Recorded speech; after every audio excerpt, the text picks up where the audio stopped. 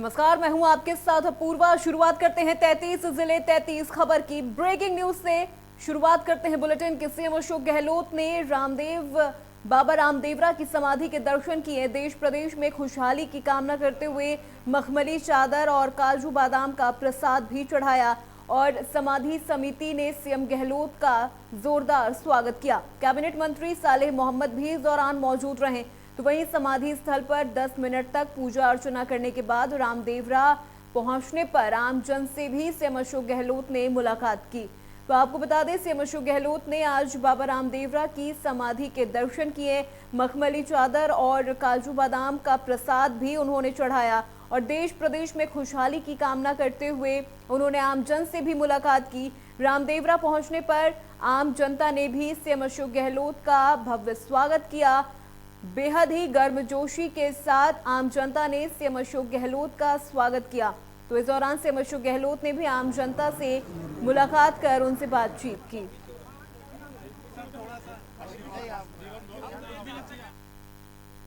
चलिए बढ़ते अगली खबर की ओर। भरतपुर में मोदी @20 किताब के संबंध में प्रबुद्ध जन सम्मेलन का आयोजन किया गया, जिसमें केंद्रीय मंत्री जनरल वीके सिंह ने शिरकत की।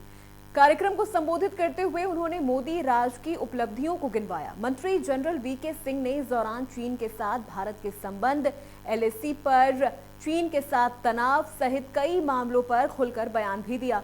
जनरल वीके सिंह ने कहा कि रूस में वोस्तोक 2022 संयुक्त युद्धाभ्यास शंघाई कॉरपोरेशन एग्रीमेंट के तहत हो रहा है। वहीं ग्लोबल स्तर पर चीन के साथ संबंधों को लेकर कहा कि दोस्ती तो सभी में होती है, लेकिन कोई हमारे देश की तरफ आंख उठाकर देखेगा तो दोस्ती नहीं रहेगी। आमतौर पर होता यह है कि किताबें जो है वो या तो दुकान पे मिलेंगी या आपको पुस्तकालय में मिलेंगी। कुछ लोग जो चाहते हैं कि उनके घर में हो वो रखेंगे, बाकी उतना उसका प्रचार, उसको पढ़ने का जो है वो नहीं होता। तो इसलिए इस किताब से हम क्या सीख सकते हैं उसके बारे में हर प्रदेश के अंदर एक कार्यक्रम आयोजन हो रहा है, जिसमें लोग बाग जाकर उसके बारे में बताएं कि उसमें है क्या किताब, जिसके बारे में, जिससे कि संगठन को मजबूती मिले, व्यक्तिगत कार्यकर्ता को मजबूती मिले और हम सब मिलकर जो विचार उसके अंदर प्रकट किए गए। अगली खबर अंता से, जहां पर मंत्री प्रमोद जैन भाया ने जनसुनवाई की। अफसरों को समस्या के समाधान के निर्देश भी दिए। मंत्री भाया ने लाभार्थियों को पट्टे भी बांटे हैं। इस दौरान आपको बता दें, मंत्री प्रमोद जैन भाया ने लाभार्थियों को कुल 111 पट्टे बांटे और उन्होंने कहा कि योजनाओं का लाभार्थियों को लाभ मिले, इसको लेकर भी आगे काम करते रहेंगे। तो अंता से ये खबर आपको बता रहे हैं, जहां पर मंत्री प्रमोद जैन भाया ने जनसुनवाई भी की और लोगों को, लाभार्थियों को 111 पट्टे वितरित किए।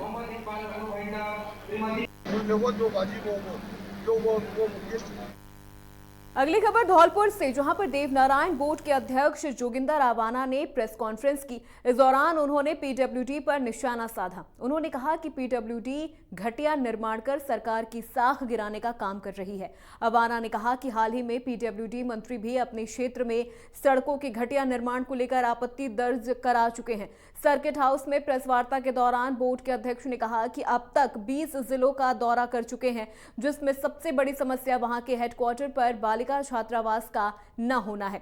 उन्होंने बताया कि सभी जिलों में बालिका छात्रावास देहात क्षेत्र में है, जिसको लेकर मुख्यमंत्री को लिखा भी गया है। इसके अलावा जिलों में चल रहे देवनारायण योजना के प्राइवेट छात्रावासों में अनियमितताओं की भी शिकायत आई है, जिसको लेकर एक कमेटी गठित की जा चुकी है, जिसकी रिपोर्ट आने के बाद मामले में कार्रवाई की जाएगी।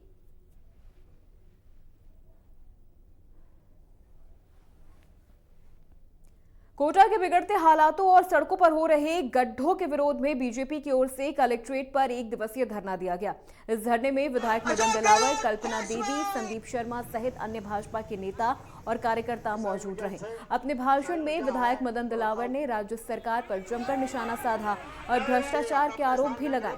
इसके साथ ही उन्होंने कोटा में हो रहे विकास कार्यों को भ्रष्टाचार का रूप बताया।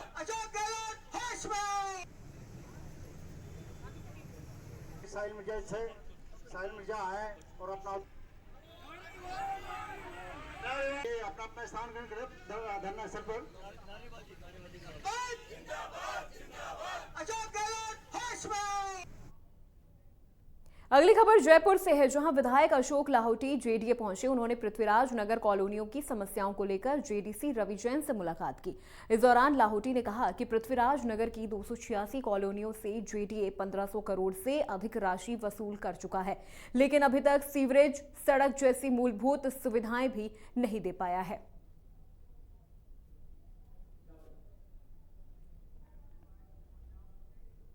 राजस्थान विधानसभा की पुस्तकालय समिति उत्तराखंड अध्ययन के लिए रवाना हुई है। समिति के सभापति रामनारायण मीणा और सदस्य जोराराम कुमावत, धर्मनारायण जोशी और संजय शर्मा उत्तराखंड के लिए रवाना हुए हैं। वहीं समिति उत्तराखंड विधानसभा की सहचर समिति के साथ बैठक भी करेगी। बता दें कि ये समिति 8 सितंबर को जयपुर वापस लौटेगी।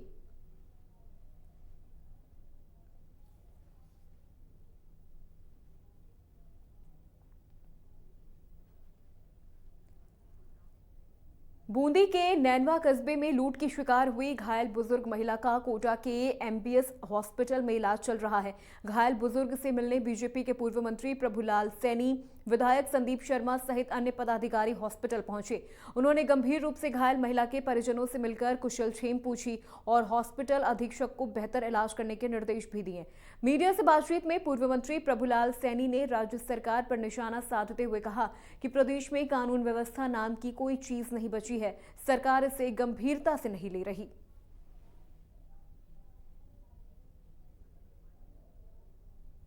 राजस्थान में लॉ एंड ऑर्डर जैसी कोई सिचुएशन नहीं है। सरकार इसको कतई गंभीरता से नहीं ले रही। कहीं किसी का सर काटा जा रहा, किसी के पैर काटे जा रहे, किसी की हत्याएं हो रही। लेकिन मैं समझता हूँ कि देवली नैनवा में इस प्रकार की पहली घटना सामने आई है कि जो जैसा कि लोगों ने बताया। इस मामला को बड़ी गंभीरता से सरकार को लेना चाहिए और इस प्रकार की घटनाओं की पुनरावृत्ति ना हो, इसलिए इसके लिए सरकार गंभीरता से ध्यान दे। अभी सारी की सारी सरकार लॉ एंड ऑर्डर को छोड़कर अपनी सरकार को बचाने में ध्यान देगा, क्योंकि पूरे राजस्थान की दशा दिशा बिल्कुल दोनों समाप्त हो चुकी है।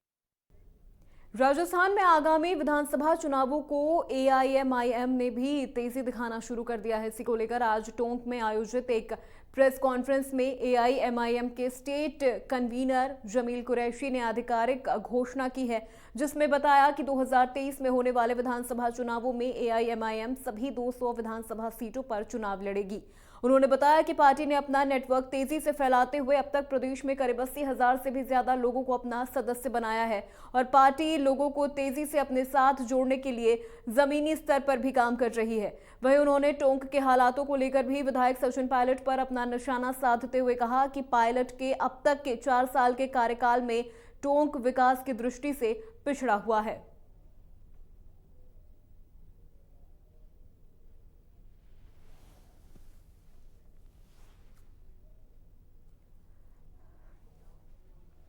अगली खबर कोटा से, जहां पर आबकारी कार्यालय पर जमकर हंगामा हुआ। कांग्रेस नेताओं और पार्षदों ने हंगामा किया है। नारेबाजी करते हुए आबकारी कार्यालय पर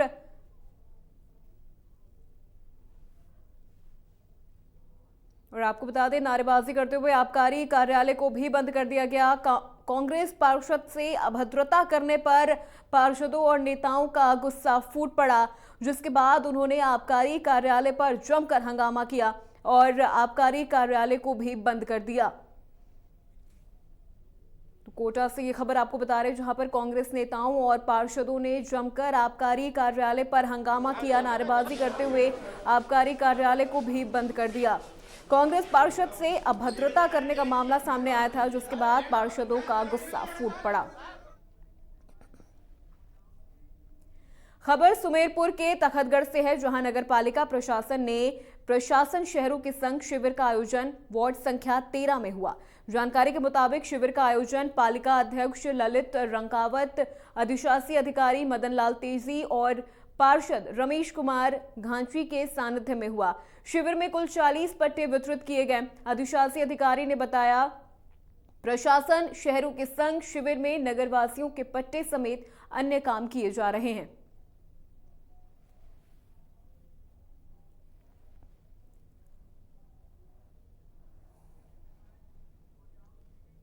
अगली खबर राजसमंद से है, जहां पर बजरी के अवैध खनन के कारोबार पर लगाम लगाने के लिए भले ही पुलिस लाख दावे कर रही हो, लेकिन हकीकत इससे बिल्कुल परे है। शहर में दिन रात अवैध खनन की जा रही है।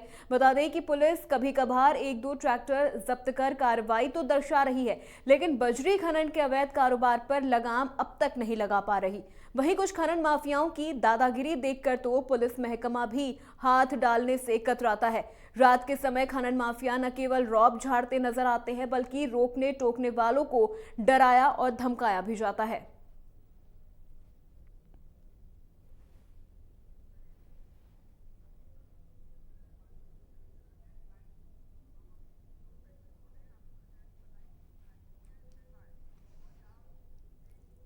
दौसा के बांदीकुई में उस समय हड़कंप मच गया जब इलाके में पैंथर को देखा गया। मुही गांव के कुंडा माता मंदिर के पास ग्रामीणों ने जैसे ही पैंथर को देखा तो लोगों में दहशत फैल गई। ग्रामीणों ने आनन फानन में इसकी सूचना वन विभाग की टीम को दी। मौके पर पहुंची टीम ने कड़ी मशक्कत के बाद पैंथर का रेस्क्यू कर अपने साथ जयपुर ले गई।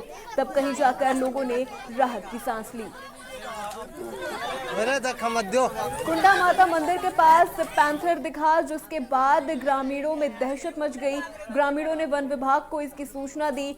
जब वन विभाग मौके पर पहुंचा तो कड़ी मशक्कत के बाद पैंथर का रेस्क्यू किया गया, जिसके बाद पैंथर को वन विभाग की टीम अपने साथ जयपुर वापस लेकर गई, जिसके बाद जाकर ग्रामीणों ने राहत की सांस ली।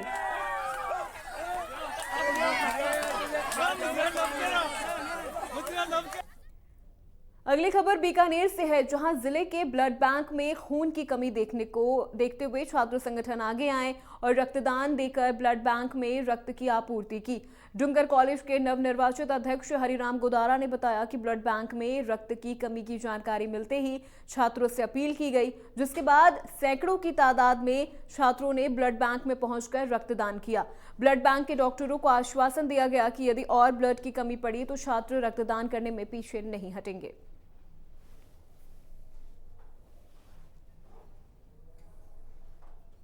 दादा रामगढ़ पंचायत समिति के कुली सरपंच का चुनाव रद्द किया गया है। वरिष्ठ सिविल न्यायाधीश ने एक फैसले में आदेश सुनाते हुए कुली के वर्तमान सरपंच पन्नालाल कुमावत के निर्वाचन को रद्द कर दिया है।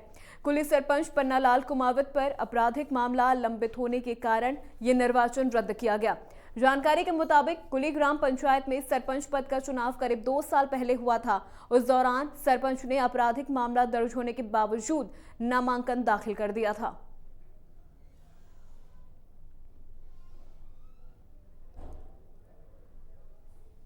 राजसमंद में भी लगातार लंपी बीमारी का प्रकोप बढ़ता ही जा रहा है। पशुधन सहायकों की हड़ताल में कोड़ का खास काम कर रही है। इसके विरोध में आज सर्व समाज के बैनर तले लोगों ने कलेक्ट्रेट पर प्रदर्शन किया और गेट पर 1 घंटे तक धरना दिया। सर्व समाज ने कलेक्टर को दिए ज्ञापन में बताया कि जिले में लंपी बीमारी के प्रकोप से रोजाना पशुओं की मौत हो रही है, लेकिन मानवता के नाते भी पशुधन सहायक अपनी हड़ताल नहीं तोड़ रहे हैं। ऐसे लोगों के खिलाफ कड़ी कार्रवाई की जानी चाहिए। कलेक्टर ने प्रदर्शनकारियों को बताया कि उन्होंने 4000 ओरल किट आज मिल जाएंगे। ये सभी पंचायत मुख्यालय पर दिया जाएगा।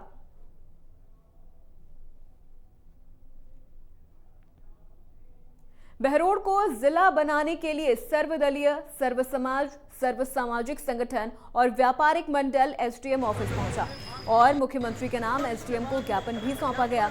बहरोड नीमराना को जिला बनाओ संघर्ष समिति के संयोजक बस्तीराम यादव ने कहा कि बहरोड नीमराना जिला बनने के सभी मापदंड पूरा करता है, जिसके लिए समिति पिछले 20 से 25 वर्षों से संघर्षरत है। ऐसे में 5 तारीख को बहरोड में जिला बनाओ संघर्ष समिति की बैठक का आयोजन किया जाएगा, जिसमें आगे की रणनीति तैयार की जाएगी। और इसके बाद में यहाँ पर व्यापारियों ने बहरोड नीमराना छोटा नाला औद्योगिक संघ ने धरना दिया।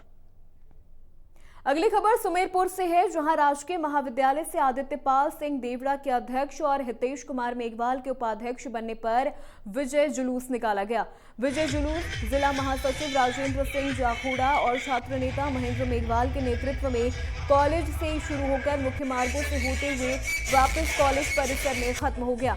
वहीं मुख्य बाजार में व्यापारियों द्वारा नवनिर्वाचित अध्यक्ष, उपाध्यक्ष और पूरे पैनल का माल्यार्पण कर स्वागत किया गया।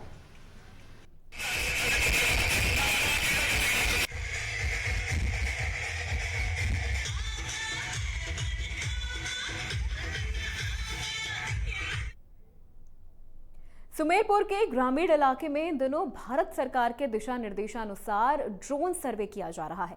टीम के गांव में पहुंचते ही तमाशबीनों का हुजूम उमड़ पड़ता है। ऐसे में गांव बलाना और गुडिया में सर्वे टीम पहुंची। सरपंच शंभूराम मीना ने बताया कि ग्रामीणों को लाभ उठाने की मंशानुसार पटवारी हल्का एलजी बाई, कनिष्ठ सहायक जोग सिंह चौहान, पंचायत सहायक पिंटू कुमार और सुरेश कुमार मीणा के सहयोग से टीम सदस्यों ने चुने से मार्किंग करने के बाद ड्रोन सर्वे कार्य शुरू किया।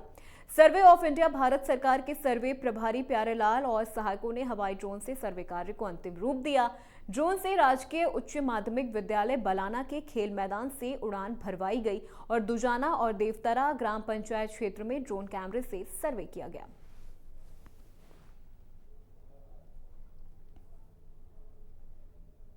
सिरोही के पिंडवाड़ा पुलिस ने एक बड़े रैकेट का पर्दाफाश किया जो नाबालिग आदिवासी क्षेत्र की लड़कियों को बेचने का काम करता था। ये रैकेट लड़कियों को बहला फुसलाकर यहां पर लाकर बेचता था। आपको बता दें कि आदिवासी क्षेत्र के पिंडवाड़ा पुलिस थाना में दर्ज हुए 2 अलग अलग की जांच डिप्टी जेठू सिंह कर रहे हैं। उन्होंने बताया कि लड़कियों के खरीदार मिलने में देरी होने पर गिरोह के लोग इन नाबालिग लड़कियों के साथ हर रोज दुष्कर्म भी करते रहे। जब डिप्टी जेठू सिंह को इसकी जानकारी उपलब्ध हुई तो उन्होंने अपनी टीम के साथ गिरोह के सदस्यों के ठिकानों पर दबिश देकर गिरोह के 5 सदस्यों को गिरफ्तार करने में बड़ी कामयाबी हासिल की है। पुलिस की गिरफ्त में आए इन आरोपियों में एक महिला भी शामिल है जो खुद इस आदिवासी क्षेत्र की रहने वाली है और वो अपने पति के साथ मिलकर इस रैकेट को चला रही थी।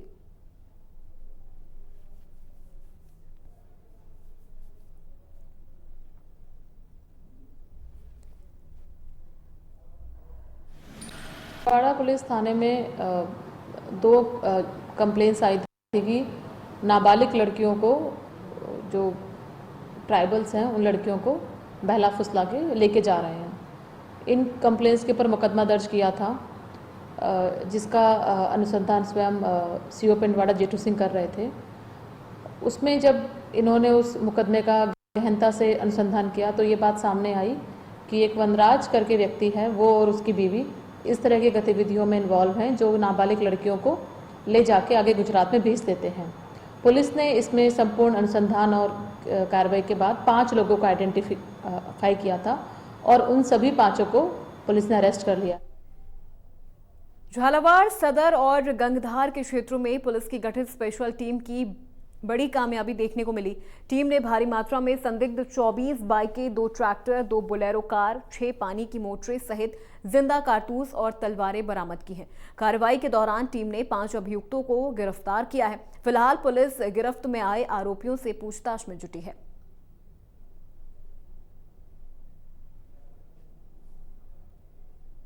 नागौर के लाडनू में एक महिला अपनी बेटी के न्याय के लिए पुलिस प्रशासन के दरवाजे खटखटा रही है, लेकिन परिणाम शून्य से आगे नहीं बढ़ा।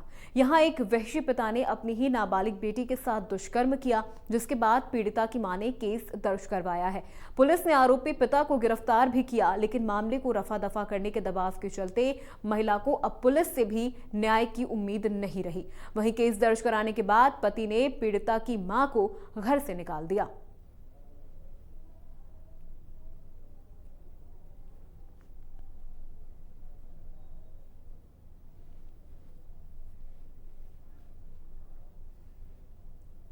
चलिए बढ़ते हैं अगली खबर की ओर। बौली के एक गांव से नाबालिग छात्रा को अगवा कर सामूहिक दुष्कर्म का मामला सामने आया है। थानाधिकारी कुसुमलता मीणा ने बताया कि पीड़िता कक्षा 11 की छात्रा है। पीड़िता के पिता ने केस दर्ज करते हुए बताया कि 25 अगस्त को उसकी बेटी को आरोपी फराज जबरन बाइक पर बिठाकर सवाई माधोपुर ले गया, जहां उसने अन्य आरोपी रिंकेश के कमरे पर पीड़िता को छोड़ दिया। इसके बाद रिंकेश मीणा ने नाबालिग छात्रा के साथ दुष्कर्म किया। वहीं वारदात को अंजाम देने के बाद आरोपी ने पीड़िता को वापस उसके गांव छोड़ गए और उसे जान से मारने की धमकी भी दी। फिलहाल पीड़िता का मेडिकल परीक्षण कराया गया है और आरोपियों की तलाश में पुलिस जुटी है।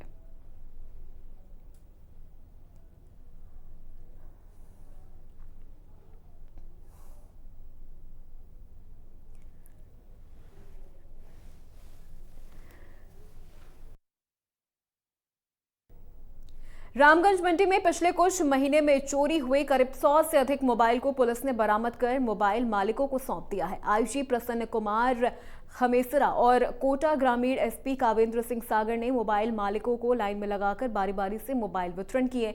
पुलिस ने बताया कि पिछले कुछ महीनों से टीम साइबर सेल डीएसटी की संयुक्त कार्रवाई की गई है, जिसमें 103 मोबाइल को चोरों से बरामद किया गया है। वहीं आरोपियों को जेल भेजा गया है, जिसके बाद मोबाइल मालिकों का सत्यापन किया गया।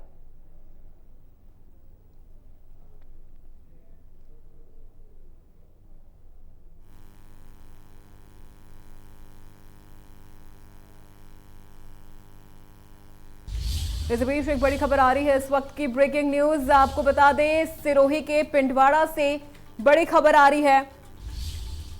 पुलिस ने एक बड़े रैकेट का खुलासा किया है। सिरोही से ये खबर, जहां पर नाबालिग लड़कियों को बेचने का खुलासा पुलिस ने किया है। गिरोह से जुड़े 5 आरोपियों को भी अरेस्ट कर लिया गया है। सिरोही से ये ब्रेकिंग न्यूज, महाराष्ट्र गुजरात में बेचते थे लड़कियां। पुलिस ने इस पूरे रैकेट का खुलासा करते हुए 5 आरोपियों को भी गिरफ्तार कर लिया है। सिरोही के पिंडवाड़ा से ये खबर आपको बता रहे हैं, जहां पर पुलिस ने एक बड़े रैकेट का खुलासा किया है और इस रैकेट में नाबालिग लड़कियों को बेचा जाता था, जिसका खुलासा पुलिस ने किया है। गिरोह से जुड़े 5 आरोपियों को भी पुलिस ने अरेस्ट कर लिया।